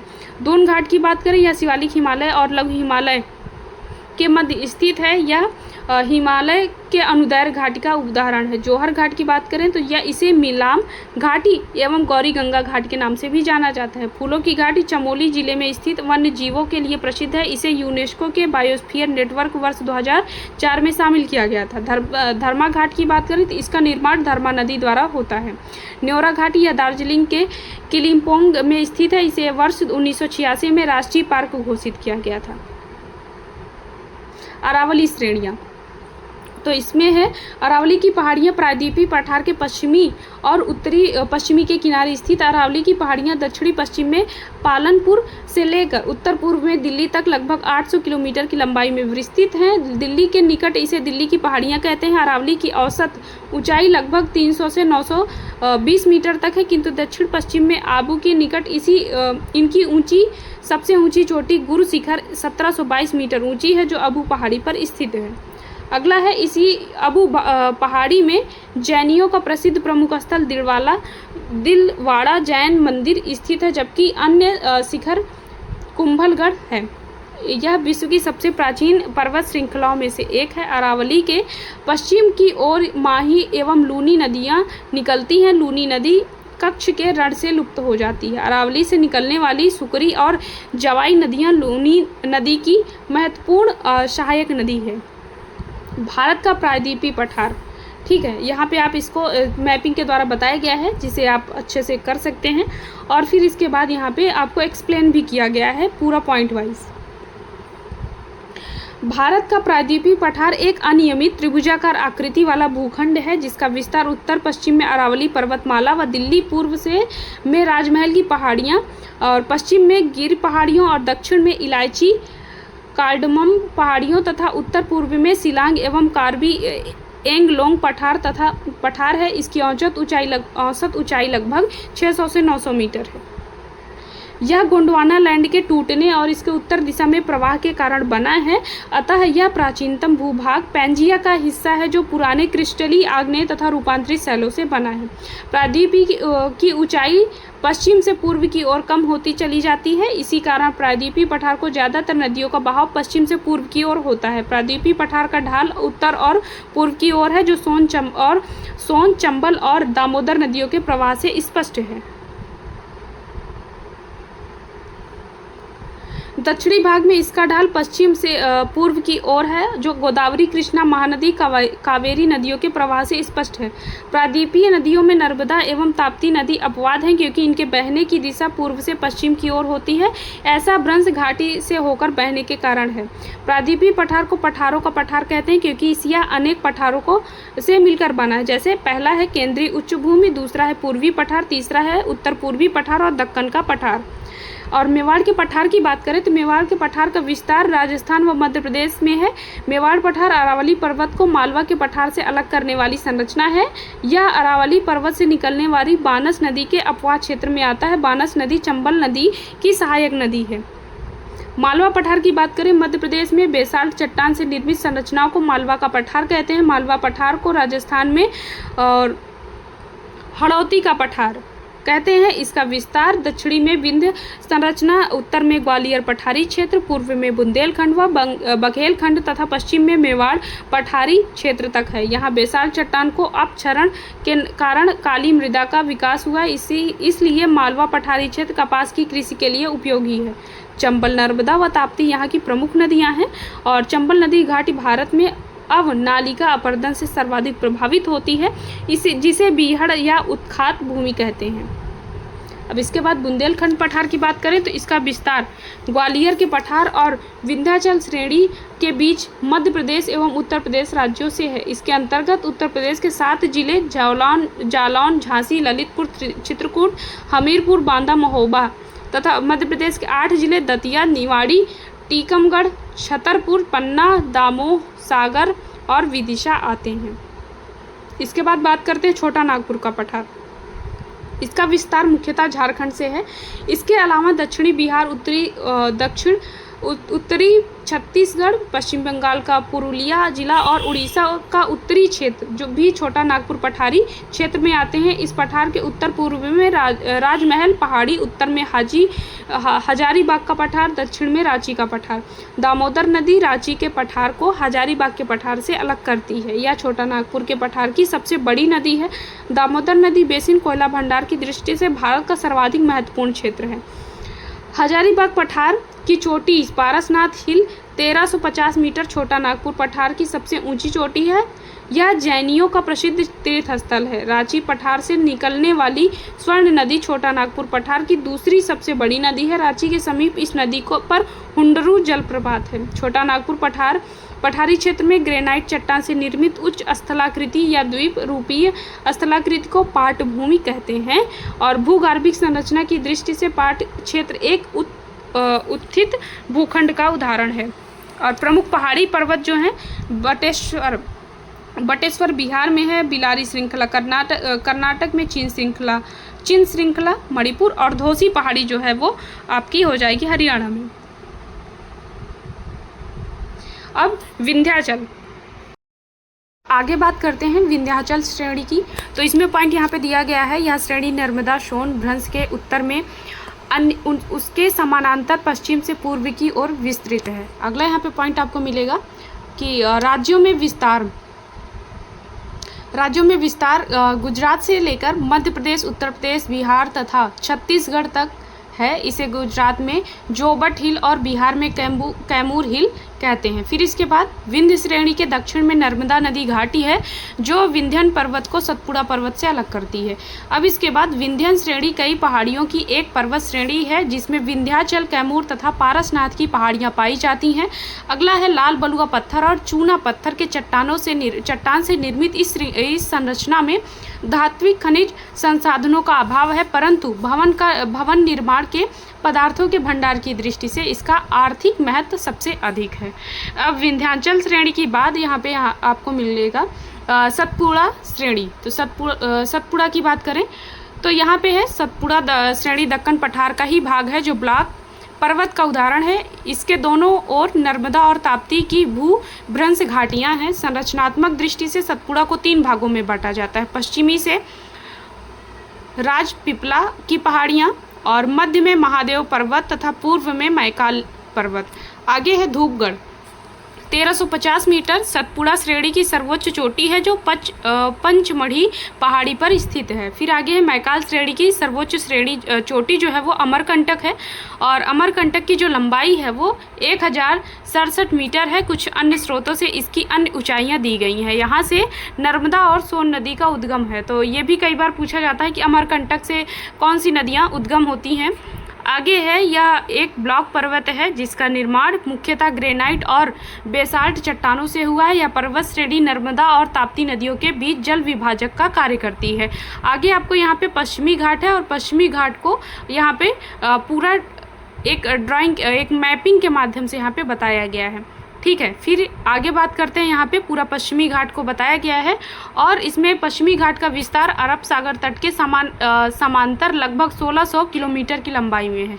यह वास्तविक पर्वत श्रेणी नहीं है, जबकि प्रायद्वीपीय पठार का ही एक भ्रंश कागर है। पश्चिमी घाट को महाराष्ट्र में सह्याद्री भी कहा जाता है। इस क्षेत्र की औसत ऊंचाई लगभग 900 से 1600 मीटर है। महाबलेश्वर, कलसुबाई, हरिश्चंद्र आदि यहाँ की प्रमुख चोटियाँ हैं, और यहाँ 4 प्रमुख दर्रे उत्तर से दक्षिण में क्रमशः थाल घाट जो महाराष्ट्र में है, भोर घाट महाराष्ट्र में, पाल घाट केरल में, और सेनकोट्टा केरल में। फिर इसके बाद है उत्तर में तापी नदी के मुहाने महाराष्ट्र से गुजरात की सीमा से, और गुजरात और महाराष्ट्र, गोवा, कर्नाटक, केरल तथा तमिलनाडु से कन्याकुमारी अंतरीप तक फैला हुआ है। अगला है, यह वास्तविक पर्वत श्रेणी नहीं है। इसका निर्माण प्रायद्वीपीय भारत के गोंडवाना लैंड के विभजन से निर्मित कगार तथा स्थल के एक खंड के अरब सागर में अवशंवलन के कारण हुआ है। फिर इसका पश्चिमी ढाल तीव्र एवं खड़ा है, जबकि पूर्वी ढाल मंद एवं सीढ़ीनुमा है। अगला है, महाबलेश्वर के पास ही गोदावरी, भीमा और कृष्णा आदि नदियों का उद्गम स्थान है। यहाँ की नदियाँ अपने मुहाने पर ज्वार नदमुख एस्चुरी का निर्माण करती हैं। फिर इसके बाद यह पश्चिमी घाट को महाराष्ट्र, गोवा एवं कर्नाटक में सह्याद्री के नाम से भी जाना जाता है। इसकी औसत ऊंचाई लगभग 1200 मीटर है। इसे 2 भागों में बांटा जाता है, उत्तरी सह्याद्री और दक्षिणी सह्याद्री, और 16 डिग्री उत्तरी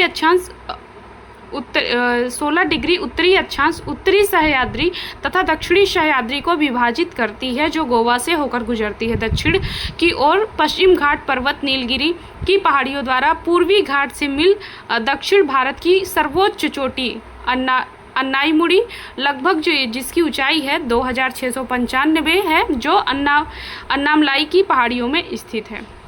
उत्तरी सह्याद्री का सर्वोच्च शिखर कलसुबाई है, और इसकी ऊंचाई लगभग 1646 मीटर है, जबकि दक्षिणी सह्याद्री की सर्वोच्च शिखर कुद्रेमुख जो 1894 मीटर है। डोडा बेट्टा की बात करें तो डोडा बेट्टा की लंबाई है 2633 मीटर। दक्षिणी भारत की दूसरी सर्वोच्च चोटी है। नीलगिरी पर्वत श्रेणी कर्नाटक, केरल एवं तमिलनाडु राज्यों के मिलन बिंदु पर स्थित है। अगला है, दक्षिणी सह्याद्री का दूसरा सर्वोच्च शिखर पुष्पगिरी लगभग 1714 मीटर है। पश्चिमी घाट पर्वतीय श्रृंखला को विश्व में सर्वाधिक संपन्न जैव विविधता वाली पर्वत श्रेणी में रखा गया है। यूनेस्को ने वर्ष 2012 में इस क्षेत्र को विश्व धरोहर स्थल घोषित किया था। और यहाँ पे पश्चिमी घाट की प्रमुख पहाड़ियों का क्रम उत्तर से दक्षिण की ओर क्या है, नीलगिरी पहाड़ी, फिर अन्नामलाई, फिर इलायची पहाड़ी जिसे कार्डमम पहाड़ी भी कहेंगे। फिर इसके बाद पूर्वी घाट। पश्चिमी घाट के बाद हम पूर्वी घाट की बात करते हैं। तो पूर्वी घाट की औसत ऊंचाई लगभग 900 से 1100 मीटर है, जिसका विस्तार पूर्वी समुद्र तटीय मैदान के समानांतर महानदी घाटी से दक्षिण में नीलगिरी तक दक्षिण पूर्वी दिशा में लगभग 1750 किलोमीटर की लंबाई में है, जो सतत नहीं है बल्कि ये अनियमित है, क्योंकि महानदी कृष्णा, गोदावरी, कावेरी आदि नदियों ने इसे जगह जगह पर अपरदित किया है। बंगाल की खाड़ी में गिरने वाली नदियां इसे विभाजित करती हैं। यह पश्चिमी घाट में बिल्कुल भिन्न है। यह अधिक कटा छटा तथा पहाड़ियों के रूप में है। उड़ीसा में महेंद्रगिरी, आंध्र प्रदेश में नल्लामल्ला, पालकोंडा, बेलीकोडा, नगारी तथा तमिलनाडु में पंचमलाई, सेवराय, जवादी, पालनी तथा वेलंगिरी पूर्वी घाट की प्रमुख पहाड़ियां हैं। आगे है, ये पहाड़ियाँ महानदी गोदावरी, कृष्णा और कावेरी नदियों द्वारा अलग की गई हैं। ये नदियाँ उपजाऊ मैदान तथा डेल्टा का निर्माण करती हैं। फिर इसके बाद है, समुद्र तल से लगभग 400 से 500 फीट ऊंचे पठार के पास शेवराय पहाड़ियाँ तमिलनाडु के सलेम कस्बे के समीप अवस्थित हैं, जो लगभग 50 वर्ग किलोमीटर क्षेत्रफल तक विस्तृत पूर्वी घाट का इस हिस्सा हैं। अब तमिलनाडु का प्रसिद्ध हिल स्टेशन यारकाड इन्हीं पहाड़ियों पर स्थित है। पूर्वी घाट प्रायद्वीपीय पठार के पूर्वी भाग में फैला है। इन्हें पूर्वाद्री श्रेणी के नाम से भी जाना जाता है। यह श्रेणी तमिलनाडु और कर्नाटक की सीमा पर स्थित नीलगिरी सह्याद्री पश्चिमी घाट में मिल जाती है। पूर्वी घाट प्राचीन मोड़दार वलित पर्वत का अवशिष्ट रूप है। इसका सर्वोच्च शिखर विशाखापत्तनम चोटी 1680 मीटर एवं महेंद्रगिरी 1501 मीटर दूसरी सर्वोच्च चोटी है। सह्याद्री पश्चिमी घाट और पूर्वी घाट के बीच पठारी भागों को कई अस्थायी नामों से जाना जाता है। तेलंगाना का पठार प्रायद्वीपीय पठार का ही एक भाग है। पूर्वी घाट के प्रमुख पहाड़ियों का क्रम उत्तर से दक्षिण की ओर कैसा है, तो सबसे पहले नल्लामलाई आंध्र प्रदेश के सबसे पहले यहाँ पे देख लेते हैं। आंध्र प्रदेश में जो है यहाँ पे वेलिंगकोटा पहाड़ी, पालकोंडा और नगारी पहाड़ी और शेषाचलम पहाड़ी जो है वो आंध्र प्रदेश में उत्तर से दक्षिण का क्रम है इनका। फिर इसके बाद जवादी पहाड़ी, सेवराय, पंचमलाई पहाड़ी और सिरुमलाई पहाड़ी ये तमिलनाडु में है, जिनका उत्तर से दक्षिण का क्रम है। भारत के प्रमुख दर्रे, और यहाँ पे आप देख सकते हैं, ऐसा आप मैपिंग में भी अपनी नोटबुक में ज़रूर करें। पूरे यहाँ पे दर्रे और कई एग्ज़ामों में ये पूछे जाते हैं। तो सबसे पहले काराकोरम दर्रा की बात करें, जम्मू कश्मीर, तो यहाँ पे यह दर्रा लद्दाख क्षेत्र में काराकोरम पहाड़ियों के मध्य स्थित है। यह भारत का सबसे ऊंचा दर्रा है। समुद्र तल से इसकी ऊंचाई लगभग 5654 मीटर है। यह भारत और चीन के मध्य संपर्क मार्ग प्रदान करता है। और जोजिला दर्रा की बात करें, यह दर्रा कश्मीर घाटी को लेह से जोड़ता है और यह लद्दाख की जास्कर श्रेणी में स्थित है। यह समुद्र तल की इसकी ऊंचाई लगभग 3528 मीटर है। जोजिला दर्रा से गुजरने वाली सड़क का नाम NH-1D नाम दिया गया है। पीर पंजाल की बात करें तो पीर पंजाल दर्रा कश्मीर घाटी से दक्षिण पश्चिम में स्थित है और यह दर्रा पीर पंजाल पर्वत श्रेणी में समुद्र तल से इसकी लगभग ऊंचाई 3494 मीटर की ऊंचाई है। और पीर पंजाल धौराधार और महाभारत श्रेणी हिमाचल श्रेणी का हिस्सा है। फिर इसके बाद बात करते हैं, अगला दर्रा जो है वो बनिहाल दर्रा है। यह दर्रा जम्मू कश्मीर के दक्षिण पश्चिम में स्थित है। यह पीर पंजाल पर्वतमाला के पूर्वी क्षेत्र में है। यह जम्मू कश्मीर से श्रीनगर मार्ग इसी दर्रे से गुजरता है। अगला है समुद्र तल से इस दर्रे की ऊंचाई लगभग 2832 मीटर है। जवाहर सुरंग 2.85 किलोमीटर भी इसी दर्रे में अवस्थित है। ये कई बार पूछा जाता है कि जवाहर सुरंग कौन से दर्रे में है, तो बनिहाल दर्रा आप याद रखेंगे। बुर्जिला दर्रा, यह दर्रा श्रीनगर और गिलगित को जोड़ता है। समुद्र तल से इसकी ऊंचाई लगभग 4100 मीटर है। यह दर्रा कश्मीर घाटी को लद्दाख के देवशाही मैदान से जोड़ता है। बुर्जिला दर्रा भारत और पाकिस्तान के बीच नियंत्रण रेखा पर स्थित है। अगला है हिमाचल प्रदेश की बात करते हैं, तो हिमाचल प्रदेश में कौन कौन से दर्रे हैं। सिपकिला दर्रा, यह दर्रा हिमाचल प्रदेश का प्रमुख दर्रा है। यह शिमला को तिब्बत से जोड़ता है और समुद्र तल से इसकी ऊंचाई लगभग 4300 मीटर है। सतलुज नदी में भारत में इसी दर्रे से होकर प्रवेश करती है। भारत के चीन से होने वाले व्यापार के लिए यह नाथुला और लिपुलेख के बाद तीसरा दर्रा है। रोहतांग दर्रे की बात करें, यह दर्रा हिमाचल प्रदेश की पीर पंजाल श्रेणी में स्थित है। समुद्र तल से इसकी ऊंचाई लगभग 4111 मीटर है। यह मनाली और लेह सड़क मार्ग को जोड़ता है। बाड़ा लाचा की बात करें, यह हिमाचल प्रदेश में स्थित है। यह दर्रा जास्कर श्रेणी में स्थित है, मनाली और लेह मार्ग को जोड़ता है। समुद्र तल से इसकी ऊंचाई लगभग 4890 मीटर है। उत्तराखंड की बात करें तो उत्तराखंड के जितने भी दर्रे हैं, तो माना दर्रा, यह दर्रा उत्तराखंड के कुमायूं श्रेणी में स्थित है और समुद्र तल से इसकी ऊंचाई 5545 मीटर है। भारत तीर्थयात्री मानसरोवर और कैलाश घाटी इसी दर्रे से जाते हैं। माना दर्रा भारत के उत्तराखंड को तिब्बत से जोड़ता है। शीत ऋतु में यह लगभग 6 माह तक बर्फ से ढका रहता है। नीति दर्रा की बात करें, यह दर्रा कुमायूं में स्थित है। इस दर्रे की समुद्र तल से ऊंचाई लगभग 5300 89 मीटर है। यह उत्तराखंड को तिब्बत से जोड़ता है। लिपुलेख दर्रे की बात करें, उत्तराखंड के पिथौरागढ़ में स्थित यह दर्रा उत्तराखंड को तिब्बत से जोड़ता है और समुद्र तल से इसकी ऊंचाई लगभग 5334 मीटर है। इसकी भूमिका भारत के चीन से होने वाले व्यापार में महत्वपूर्ण है। उत्तराखंड से लगी चीन सीमा लिपुलेख दर्रे से वर्ष 1991 से भारत चीन व्यापार शुरू किया गया था। सिक्किम की बात करते हैं तो नाथुला दर्रा, यह सिक्किम राज्य को डोंगेका श्रेणी में स्थित है। यह वर्ष 1962 के बाद भारत चीन युद्ध में सामरिक महत्व के कारण अधिक चर्चित रहा। इससे दार्जिलिंग व चुंबी घाटी होकर तिब्बत जाने का मार्ग है और समुद्र तल से इसकी ऊंचाई लगभग 4310 मीटर है। जेलेपला की बात करें, इस दर्रे के द्वारा दार्जिलिंग और चुंबी घाटी से होकर तिब्बत जाने का मार्ग बना है। यह दर्रा सिक्किम को ल्हासा से जोड़ता है। भारत और चीन के बीच व्यापार इसी दर्रे से भी किया जाता है। यह समुद्र तल से लगभग 4270 मीटर की ऊंचाई पर पूर्वी सिक्किम में स्थित है। अरुणाचल प्रदेश की बात करते हैं तो अरुणाचल प्रदेश में बोमडिला दर्रा, यह दर्रा अरुणाचल प्रदेश के तवांग घाटी और तिब्बत को जोड़ता है। समुद्र तल से इसकी ऊंचाई 2217 मीटर है और अरुणाचल प्रदेश को तिब्बत की राजधानी ल्हासा से जोड़ता है। यांग्याप दर्रा यह अरुणाचल प्रदेश के उत्तर पूर्व में स्थित है। ब्रह्मपुत्र नदी भारत के इसी दर्रे के पास से प्रवेश करती है। यह भारत एवं तिब्बत सीमा पर भारत व चीन को जोड़ता है। अगला है मणिपुर की बात करते हैं तो मणिपुर है यहाँ पे तुजु दर्रा।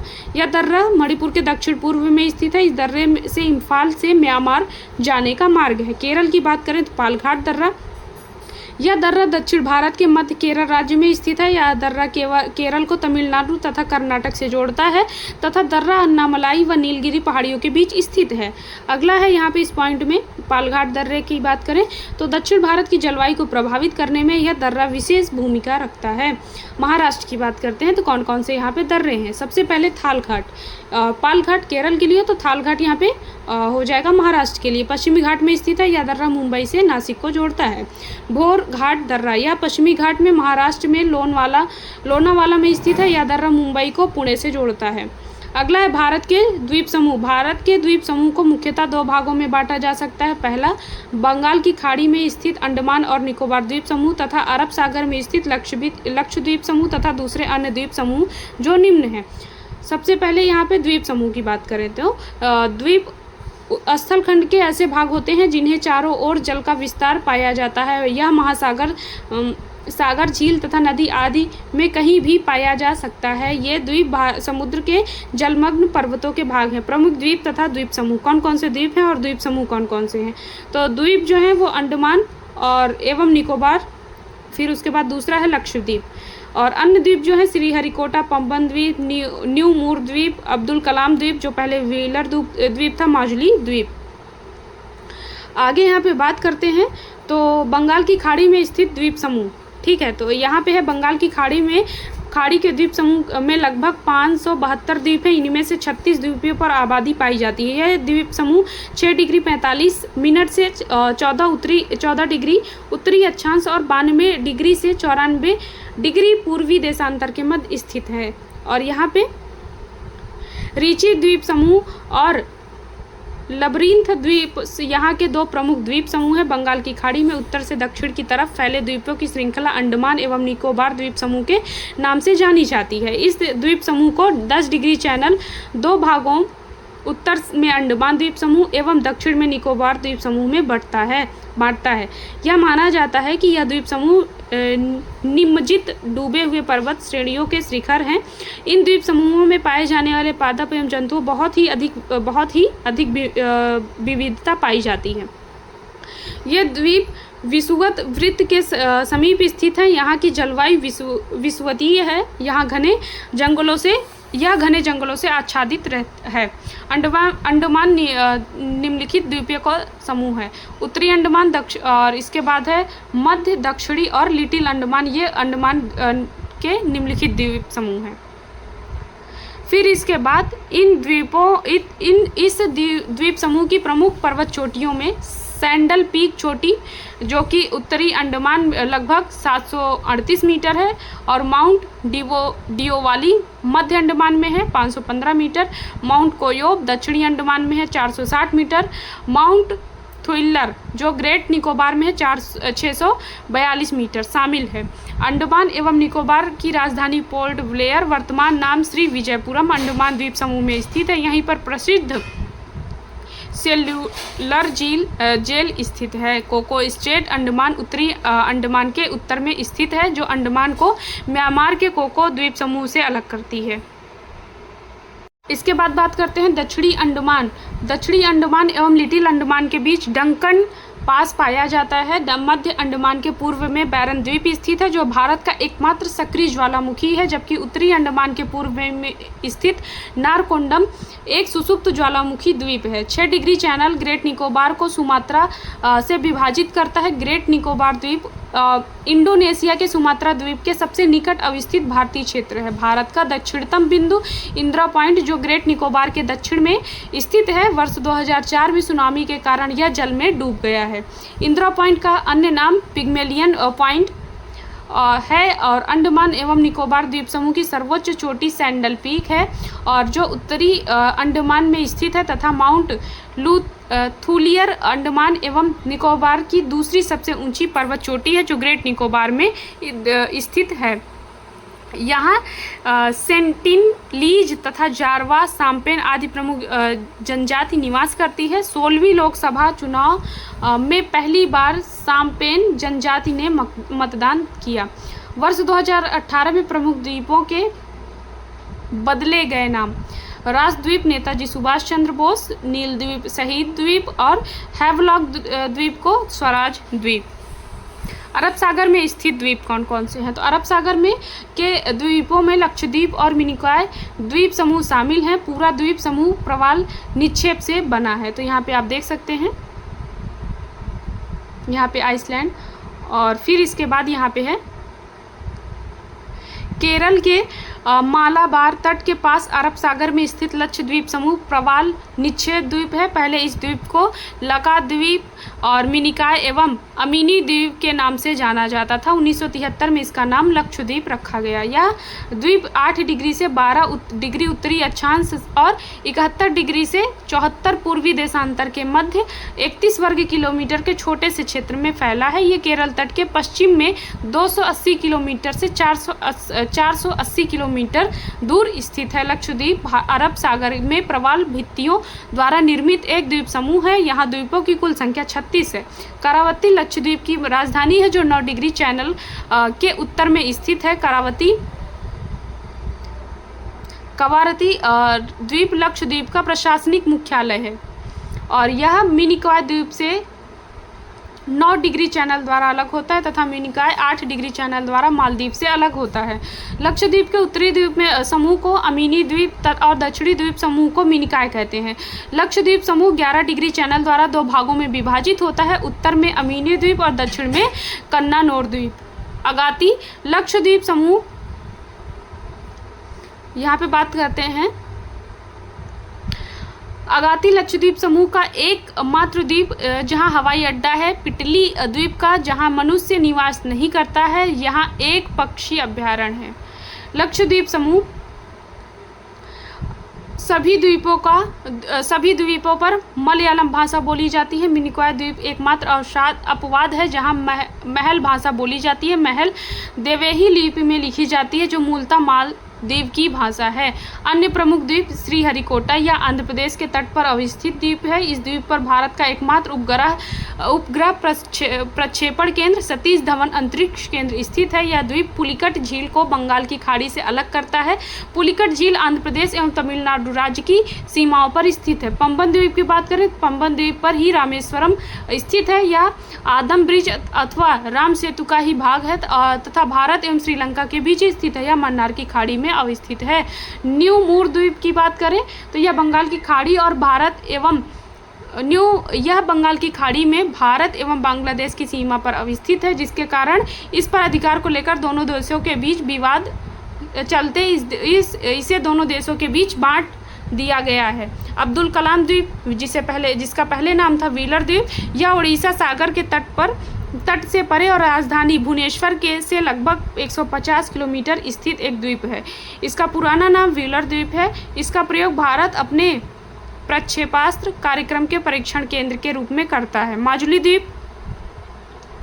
माजुली द्वीप की बात करें तो माजुली द्वीप दुनिया का सबसे बड़ा नदी द्वीप है जो असम में ब्रह्मपुत्र नदी के मध्य में बसा है। यह अपनी जैव विविधता के लिए प्रसिद्ध है। यहाँ की जनसंख्या घनन है। माजुली को असम का 33वां जिला घोषित किया गया है। इसके साथ ही यह देश का पहला नदी द्वीपीय जिला बन चुका है। संबंधित तथ्य जो है इससे द्वीप से संबंधित कच्छ की खाड़ी कच्छ तथा काठियावाड़ प्रायद्वीप को अलग करती है। खंबात की खाड़ी काठियावाड़ प्रायद्वीप को गुजरात की मुख्य भूमि से अलग करती है। आगे है नर्मदा तथा तापी नदियों के मुहाने पर अवस्थित द्वीप क्रमशः आलिया बेट तथा खदिया बेट है। वेलिंगटन द्वीप कोच्चि शहर केरल का भाग है। जलवायु की बात करते हैं। भारत की जलवायु कैसी है? यहाँ किसी स्थान अथवा देश में लंबे समय के तापमान, वर्षा, वायुमंडलीय दबाव तथा पवनों की दिशा एवं वेग का समग्र अध्ययन जलवायु विज्ञान के अंतर्गत किया जाता है तथा इन समस्त दशाओं को जलवायु कहते हैं। तो संपूर्ण भारत को जलवायु की दृष्टि से उष्णकटिबंधीय मानसूनी जलवायु वाला देश माना जाता है। भारत में मानसूनी प्रकार की जलवायु पाई जाती है। मानसून शब्द की उत्पत्ति अरबी भाषा मौसम से हुई है, जिसका अर्थ पवनों की दिशा का ऋतुवत प्रत्यावर्तन है। भारतीय मानसून की बात करें तो भारतीय मानसून यहाँ पे आप देख सकते हैं कि भारत की जलवायु उष्ण मानसूनी प्रकार की है, किंतु ध्यान देने योग्य तथ्य यह है कि भारत का उत्तरी भाग जो कर्क रेखा के उत्तर में स्थित है शीतोष्ण कटिबंध में तथा कर्क रेखा के दक्षिण में स्थित भाग उष्ण कटिबंध के अंतर्गत आता है। भारतीय मानसून का संबंध मुख्यतः ग्रीष्म ऋतु में होने वाले वायुमंडलीय परिसंचरण में परिवर्तन से है। आगे है समुद्र से दूरी। तो समुद्र से दूरी की बात करें तो भारत 3 ओर से समुद्र से घिरा हुआ है। इसके पश्चिम तट, पूर्वी तट एवं दक्षिण भारतीय क्षेत्र पर समुद्री जलवायु का प्रभाव पड़ता है, किंतु उत्तरी भारत, उत्तर पश्चिम भारत एवं उत्तर पूर्वी भारत पर समुद्री जलवायु का प्रभाव नगण्य है। उत्तर पर्वतीय श्रेणियां, हिमालयी क्षेत्र भारत की जलवायु को प्रभावित करता है। यह मानसून की अवधि में भारतीय क्षेत्र में वर्षा का कारण भी बनता है तथा शीत ऋतु में तिब्बती क्षेत्र से आने वाली अत्यंत ठंडी हवाओं के मार्ग में रुकावट पैदा कर भारत को शीतलहर प्रभाव से बचाने के लिए अवरोध की भूमिका निभाता है। पश्चिमी जेट स्ट्रीम के हिमालय के उत्तर में विस्थापन के पश्चात भारत में पूर्वी जेट प्रवाह का विकास होता है। इसके बाद है इसकी स्थिति लगभग 1500 डिग्री से 30 डिग्री उत्तरी अक्षांश में ऋतुओं के अनुसार बदलती रहती है। इसे ही भारतीय मानसून प्रस्फोट के लिए प्रमुख रूप से उत्तरदायी माना जाता है। पूर्वी जेट प्रवाह के प्रभाव से दक्षिणी हिंद महासागर में मेडागास्कर द्वीप के समीप उच्च वायुदाब का विकास होता है। इसी उच्च वायुदाब के केंद्र से दक्षिण पश्चिम मानसून की उत्पत्ति होती है। आगे भारत में मानसून का आगमन। भारत में होने वाली मानसूनी वर्षा मौसमी होती है जो जून से सितंबर के दौरान होती है। जून के प्रथम सप्ताह में मानसूनी हवाएं केरल, कर्नाटक, गोवा व महाराष्ट्र के तटीय क्षेत्र तक पहुंच जाती हैं। सर्वप्रथम मानसूनी हवाएं केरल के तट से टकराती हैं, जिसे मानसून प्रस्फोट की संज्ञा दी जाती है। भारत में होने वाली वर्षा मुख्य रूप से भू आकृतियों द्वारा नियंत्रित होती है। उदाहरण के रूप में पश्चिमी घाट के पवनाभिमुखी ढाल पर लगभग 250 सेंटीमीटर तक वर्षा होती है। इसी प्रकार पूर्वी भारत में पहाड़ियों स्थित के कारण ही पूर्वी राज्यों में भारी वर्षा होती है। एल नीनो की बात करते हैं तो एल नीनो का शाब्दिक अर्थ बालक ईसा है, क्योंकि यह जलधारा दिसंबर के महीने में क्रिसमस के आसपास नजर आती है। पेरू दक्षिणी गोलार्ध में दिसंबर गर्मी का महीना होता है और यह पेरू तट पर पूर्वी प्रशांत महासागर में उत्पन्न होने वाली एक गर्म धारा है। इसके प्रभाव के कारण भारत में कम वर्षा होती है। ला नीना, यह एल नीनो की विपरीत संकल्पना है। इसके प्रभाव से भारत में पर्याप्त वर्षा प्राप्त होती है। अगला है भारत में वर्षा का अनुपात। पश्चिमी विक्षोभ के कारण लगभग 3%, मानसूनी पूर्व स्थानीय चक्रवाती वर्षा लगभग 10% और दक्षिणी पश्चिमी मानसूनी वर्षा लगभग 74% और प्रत्यावर्तित मानसूनी वर्षा लगभग 13%। फिर कोपेन का जलवायु वर्गीकरण यहाँ पे है। तो कोपेन ने सर्वप्रथम वर्ष 1918 में विश्व को 3 जलवायु क्षेत्रों में विभाजित किया। इसके पश्चात उन्होंने इस योजना में वर्ष 1931 व 1936 में संशोधन किया। कोपेन ने जलवायु प्रदेशों के निर्धारण हेतु निम्नलिखित चरों का प्रयोग किया: वार्षिक एवं मासिक औसत तापमान, वार्षिक एवं मासिक वर्षा, वनस्पति। ये तीनों हैं। इसके बाद भारतीय मानसून की उत्पत्ति संबंधी सिद्धांत। पहला यहाँ पे है तापीय सिद्धांत एवं चिरसम्मत विचारधारा। इस सिद्धांत को एडमंड हैली ने सन 1656 में एशियाई मानसूनी की उत्पत्ति की व्याख्या हेतु प्रतिपादित किया था। इसके अनुसार मानसून महाद्वीपों एवं महासागरों के तापमान में अंतर के कारण इनमें उत्पन्न तापीय विरोधाभास का परिणाम है। ग्रीष्मकाल में सूर्य की किरणें कर्क रेखा पर लंबवत पड़ती हैं, जिसके कारण यहाँ निम्न वायुदाब केंद्र का विकास हो जाता है तथा तापीय विषुवत रेखा का उत्तर की ओर खिंचाव हो जाता है। इसके कारण दक्षिण पूर्व व्यापारिक पवनें निम्न वायुदाब की ओर खींची चली आती हैं और जब ये हवाएं भूमध्य रेखा को पार करती हैं तो कोरियोलिस बल के प्रभाव के कारण दाहिनी ओर मुड़ जाती हैं, जहां इनकी दिशा दक्षिण पश्चिम हो जाती है और ये पौने समुद्र में लंबी दूरी तय करके आती हैं। अतः इनके साथ आर्द्रता भी पर्याप्त मात्रा में लाती हैं, जिसके कारण ही इसके द्वारा भारतीय उपमहाद्वीप में वर्षा होती है। इसे ही दक्षिण पश्चिम मानसूनी वर्षा के नाम से जाना जाता है।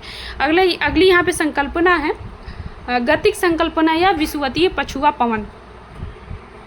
इस सिद्धांत का प्रतिपादन फ्लोन ने किया था। इनके अनुसार मानसून पछुआ पवनों का सूर्य के उत्तरायण एवं दक्षिणायन के अनुसार सामान्य मौसमी स्थानांतरण है। ग्रीष्म ऋतु में तापीय विषुवत रेखा के उत्तर की ओर खिसकाव के कारण अंततः उष्ण अभिसरण क्षेत्र ITCZ का भी उत्तर की ओर खिंचाव हो जाता है। फलतः विषुवत पछुआ पवनों का प्रभाव भारतीय उपमहाद्वीप पर बने निम्न दाब क्षेत्रों की ओर होने लगता है और अंततः दक्षिण पश्चिम मानसून की उत्पत्ति होती है। इसके बाद है फलतः पछुआ पवनों का प्रभाव भारतीय उत्तरी अंतः उष्ण अभिसरण क्षेत्र के सहारे उष्ण कटिबंधीय विक्षोभ सक्रिय देखे जाते हैं और क्षेत्रीय मौसम को प्रभावित करने में इनकी अहम भूमिका होती है। तो ये वीडियो यहीं पे समाप्त होता है। आगे का आप लोगों को अगले पार्ट में कंप्लीट आगे के सब्जेक्ट मिलेंगे।